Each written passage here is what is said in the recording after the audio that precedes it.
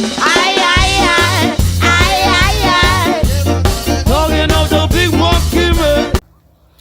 guys, welcome back to my channel, Monkey Wrench. I'm Kelly, the monkey with the wrench, and the dirty shop as usual. But you know what? I work on so many machines. Just don't have time to clean it. I really need a bigger shop, and I need a maid. Anybody want to volunteer? Anyway, today we are working on a Hustler Raptor, and the dogs are barking because, you know, she's got to let them out right when I'm filming, which is wonderful. So this is a Hustler Raptor with a 52-inch deck. It's kind of old, as you can see. It's got rust, and the side plastics are broken, and I may end up doing something with that. I don't know. It's got a big old 23 horse Kawasaki on the back, twin cylinder. And this was given to me yesterday. If you've watched, I think it was the last video that got posted, I bought a Toro time cutter for an elderly couple that still run a lawn service. They have an employee, and they've been going through all kinds of crap. So when it came down to keeping this thing running, it was always something simple. The belt popped off, or you know, the key switch stopped working, and I had to show the employee how to jump over to the solonoid just to get through a few days, because they decided when this finally broke that they were going to purchase a new machine. So I spent a few days to find them the Toro time cutter. They didn't want anything commercial. They're only going to be in business for another 6 months, and then they're leaving the country. She's 80 and has cancer and only has 6 or 8 months to live. She's going back to Canada, probably in the next 2 months or so, and he's pretty much bedridden, and they're going back to Canada with their daughter. So they're giving up the business. They're just trying to keep things rolling long enough to get the house for sale and stuff like that. So they didn't want commercial. They just wanted something inexpensive that would work to keep their guy going, cutting his 70 lawns or whatever, to keep a little money coming in. So I got him a deal on that Toro time cutter that we got from Jay. Thanks, Jay, lifesaver. And this thing, it's old. You know what I mean? It's got some rust, stuff like that, but that's all thin metal. You know, the seat's kind of messed up. Some plastics are broken. It really needs new tires. But, you know, from a person's perspective that owns the machine, that wants to keep it working commercially, you know, cutting 20 lawns, 30 lawns a week, 40 lawns, whatever, they can't have it go down every few days. You know what I mean? When a machine gets to a certain age, you really need to pull it from service and decide whether it's worth fixing or whether it's time to just let it go and get something else. So that Toro time cutter, you know, it's just a box store machine that we got a really good price on, but it's turnkey. You know what I mean? They're going to be able to use it for the next few months without any kind of issues at all. Whereas with this, they were calling me every few days, and it was always little stuff. You know, I'd run over there and it'd take me 15 minutes to do something or bypass something or whatever. So anyway, they called me up last week because this happened. And you can see here on this front axle, that's a hole. The weld broke here, the weld broke here, and also underneath, under here, it broke. And what that is tube steel. And you can see that the front's still okay. Now it's a little bit bent, obviously, because what happened was their employee was backing the machine up, and the welds had already cracked apparently, and no one realized it. And he went to back it up, and when he did, it put torque on that, and it just bent it forward, because the only thing that's holding it is the front of this box channel. So by the time we started talking about welding that up, and now it needs a new ignition key, this thing is a little bit corroded. the key switch, and so it won't, when it turns, sometimes it makes connections, sometimes it doesn't. And you know, they just said, you know, have it, do something with it, make some videos with it, send it to the scrapyard, whatever it is you want to do, Kelly. Just have it, please, because everyone else was trying to rip them off, and I spent a week. I even loaned them my machine so that they could work, and this machine belongs to them, and I'm fixing this one for free. There's another video on that, but the magneto went bad, the carburetor was bad, so I'm just trying to keep everything together for them. And they asked me if I could haul it out. They live in like a 55 and up mobile home park, and they can't have the machines laying around if they're not being used, and they didn't want them to go to somebody, you know. Anyway, she asked me to take the machine. So what we're going to do is we're going to fix this front axle today. And what we have to do is take the grinder and grind this down, okay, and grind this a little, and obviously get all the paint off of here, all the joints. And then once we do, I can take a sledgehammer and some pressure, and I can bend that back to where it's supposed to be to make those joints match up better. Because the weld, you know, the metal actually broke. The weld didn't break, the metal broke. So basically what I'm going to do is take the grinding wheel and straighten that. I'm going to take that back more towards the weld. I'm going to straighten that, and we're going to fold this axle back and clean all the paint off. And I'm going to add a gusset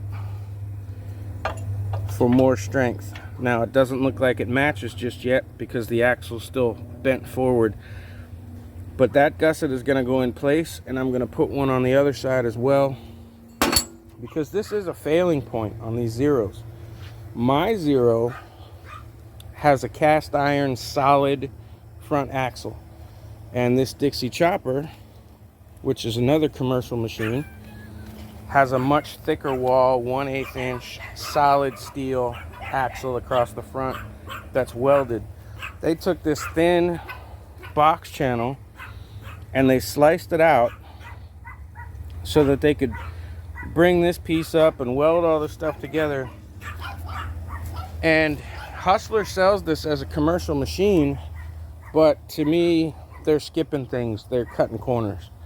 So anyway, the first thing I'm going to do is I'm going to take my grinder and clean all this up, take the paint off because I got to weld these gussets on. I'm going to clean all the joints, and then I'm going to bring you back, and we're going to take a baby sledge, straighten out this front the best we can. I don't know if you can tell, but it's actually twisted forward. So we're going to straighten it up the best we can. Now, I'm not planning on getting that straight, completely straight, because the front wheel is on a complete caster and it can roll forward and back and in a complete 360. So all I want to do is get this thing twisted a little and back a little, enough to get those welds done and then get a gusset in there, and this thing's going to go back into service at least for the rest of this year, and we're going to get some other videos out of it.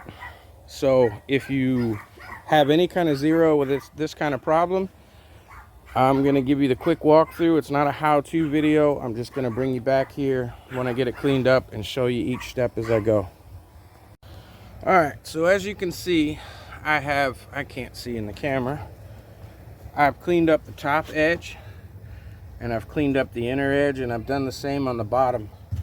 Now I'm going to have to jack this thing up high so I can weld it from underneath, but for right now I've straightened out both of these so that they'll come together better, taken all the coatings off so we have a nice clean space to weld with. And now I'm going to bend that thing back. I haven't cleaned out the paint yet for the gussets, which I'm probably going to do here in a second, but now we're going to bend that back, beat it a little bit with the sledge, and try and straighten up the front and see if we can't get that thing together. Now, if you've cleaned up your welds good enough, in this case it only took a few minutes, You see that I twisted the axle back so that it was straight along its leg, and I bent the front back with the baby sledge. And so you see that once it's in place, you barely have to put any pressure on it at all to bring it back to exactly where it should be. So all I'm going to do is hold that with my hand, and I'm going to put a couple of tack welds on there. I am not a professional welder, so this is not a how-to video. I'm here to show you that I'm a shitty welder, and even I can do this, even if I have to spot weld every spot. Now, I'm a little better than that, but you can just take your spot welder and spot it, hold it, and then let off, and then move a little bit and spot weld, and end up just spot welding the whole seam. But I shouldn't have to put too much pressure on this with my hand. It really doesn't have a lot left movement. It's straight this way, which doesn't particularly matter too much, but it is straight. And now it's going to be almost straight this way and straight this way. So let me go ahead and throw a few welds on this thing. Okay, now I've got a couple of welds on there. I found a nice solid ground, and I've got a couple of little spot welds on there. That's all I've done. And I'll tell you what, a couple of spot welds, and this thing will wiggle a little, but I can't even move it. Which means now I can go ahead and weld across the top, down here, and then, like I said, later I'm going to lift this thing up. I'm going to use a winch to lift the whole front end up so I can weld underneath. But for now, I'm going to go ahead and see if I can't get a good weld across the top and down here, and then we'll worry about cleaning the paint so we can put that gusset in. Now, for those of you that think you have to be a professional welder, I promise you, you don't. I've got a $50 used Harbor Freight machine here, and what I've done was I've welded the best I could, all right, and then I took my grinder and I ground it all back down flat so that I could see where I welded and where I didn't. And now I'm going to make another pass here, and I'll grind it again and make a third if I need to. But you can build on weld, it's steel. All right, so I re-welded the top, and I went ahead and welded the side as well. It's still built up a little. I took the grinder to it and welded it twice. Now I know I got good penetration on this thing, and now when I go to move it, it moves the entire machine. It's solid as hell. It's not going to break again. And the reason that I'm going to go ahead and put this gusset in is because if the steel was rusted at all and kind of brittle on the ends, even after I cleaned up the ends and brought them back enough to bring this back, I want to put some secondary stuff on there.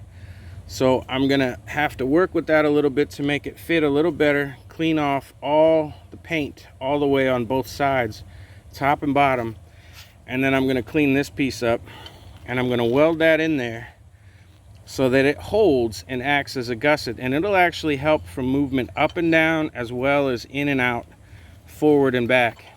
So I'm going to go ahead and clean that up, clean this up, and get it welded together. But this thing is solid. It's going to be more solid than the day they made it. All right, now I got all that cleaned up and I cleaned up the edges on both sides of this gusset piece. Now I'm putting mine pretty high up here like so, and you may be asking why. It's because of this bolt right here. This piece still needs to come off, or at least it's designed to come off. So I have to keep my steel high enough that I can still get a wrench or a ratchet on that bolt if I ever need to take this front end off. You can replace these front ends. That's why they're bolted on both sides. You can just take this T-rack off, but it's just steel. So any $50 welder is going to give you the ability to fix this and not have to find a used one or even a new one. And I would be scared to know what a new one costs. I wouldn't even know what a used one would cost, but I would imagine you'd have to find a machine that somebody was getting rid of with one that fit, and it just doesn't make any sense. So I'm going to go ahead and fit this in place, put a couple of tacks in it, and get it welded up, and I'll show you what it looks like. Well, as you can see, I am a crappy welder, and I have trouble with the speed. The thickness of the steel I'm using is a little different than the thickness of the axle itself, but I never let that stop me. This thing is solid now. It looks like crap. I'm going to take my wheel and I'm going to clean it up, make it look better, and I've had to do 2 passes, 2 layers. But again, I'm a crappy welder, but I don't have to go look for a brand new axle. I don't have to go look for a new used axle. This thing is back straight. It's straight all the way across now. It's all been welded. Inside, top side, the gussets in. The gussets just for added strength. And now we can use this machine again. So that's what we'll be doing here in a few minutes. Show you that it works.